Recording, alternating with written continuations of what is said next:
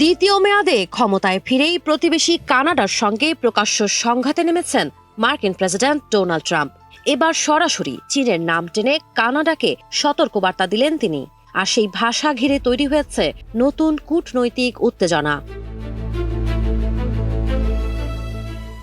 স্থানীয় সময় শুক্রবার 23 জানুয়ারি সামাজিক যোগাযোগ মাধ্যম ট্রুথ সোশ্যালে দেওয়া এক পোস্টে ট্রাম্প লেখেন, গ্রিনল্যান্ডে প্রস্তাবিত গোল্ডেন ডোম প্রতিরক্ষা স্থাপনার বিরোধিতা করছে কানাডা। অথচ এই ডোম স্থাপন হলে কানাডাও সরাসরি সুরক্ষা পেত। ট্রাম্পের অভিযোগ, যুক্তরাষ্ট্রের সঙ্গে কৌশলগত নিরাপত্তায় পাশে না দাঁড়িয়ে কানাডা চীনের সঙ্গে ব্যবসার পক্ষে অবস্থান নিয়েছে, যে চীনকে তিনি আখ্যা দিয়েছেন 1 বছরের মধ্যে কানাডাকে গিলে খাওয়ার শক্তি হিসেবে। ট্রাম্পের এই মন্তব্য এসেছে ঠিক তখনই যখন কয়েকদিন আগে চীনের সঙ্গে একটি নতুন বাণিজ্য চুক্তি করেছে কানাডা।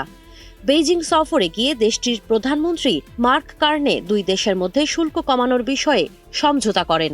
এর ফলে কিছু পণ্যের আমদানি রপ্তানি আরও সহজ হয়েছে। যদিও কানাডার সবচেয়ে বড় বাণিজ্যিক অংশীদার এখনও যুক্তরাষ্ট্রই, এরপরেই রয়েছে চীন। বিশ্ব অর্থনৈতিক সম্মেলনেও একই সুরে কথা বলেছিলেন ট্রাম্প। তিনি বলেছিলেন, আর্কটিক অঞ্চলের গ্রিনল্যান্ডে যুক্তরাষ্ট্র যদি গোল্ডেন ডোম স্থাপন করে তাহলে কানাডা স্বাভাবিকভাবেই বিনা খরচে নিরাপত্তার সুবিধা পাবে। তার দাবি, যুক্তরাষ্ট্রের কারণে কানাডা টিকে আছে এবং দেশটির উচিত কৃতজ্ঞ থাকা। ট্রাম্প আরও বলেন, আমরা এমন একটি ডোম বানাবো যা কানাডাকেও রক্ষা করবে। তারা আমাদের কাছ থেকে বিনামূল্যে অনেক সুবিধা নেয়।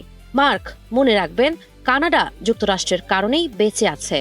তবে ট্রাম্পের এই বক্তব্যে কড়া প্রতিক্রিয়া জানিয়েছেন কানাডার প্রধানমন্ত্রী মার্ক কার্নে। তিনি স্পষ্ট ভাষায় বলেন, কানাডা যুক্তরাষ্ট্রের জন্য বেঁচে নেই, আমরা সফল কারণ আমরা কানাডিয়ান।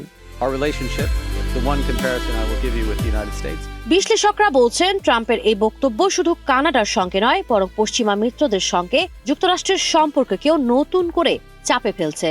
আর্কটিক নিরাপত্তা, চীন বাণিজ্য আর উত্তর আমেরিকার শক্তির ভারসাম্য, সব মিলিয়ে ট্রাম্পের এই মন্তব্য কি আরো বড় সংঘাতের ইঙ্গিত দিচ্ছে? সাবা খান, নাগরিক প্রতিদিন।